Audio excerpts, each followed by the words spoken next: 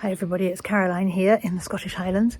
We're coming up for a very exciting weekend for our village because we have our very first garden open event.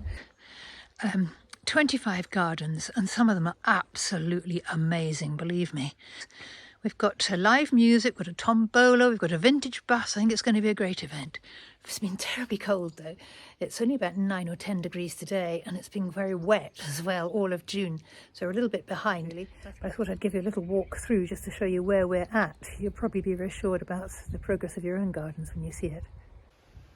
Here's my front border, that's the Mecanopsis, beautiful blue, isn't it? Just over, it's normally bursting with life by now, but it's definitely behind sweet peas and the sunflowers, really not appreciating this weather. Let's see, weeds left, for God's sake. There's my lavender, isn't that bizarre? Mediterranean plant, seems to be the only one that's really enjoying this terribly, terribly wet June. There's my sister's loathe, the Cornus Florida sunset. They say that's terribly tatty and blingy. I love it. Just coming down here, look at this alpine mint. I won't tell you the Latin name, my sisters would know it, but I can't really pronounce it successfully. It's a rather lovely blue-white though, isn't it? I think that's going to be okay. Rosa mutabilis really not enjoying this or appreciating this weather. Cirsium, absolutely loving life.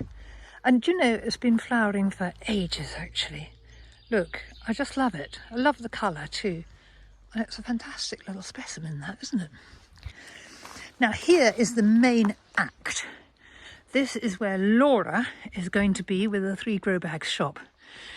Candles, bunting, all sorts of lovely things.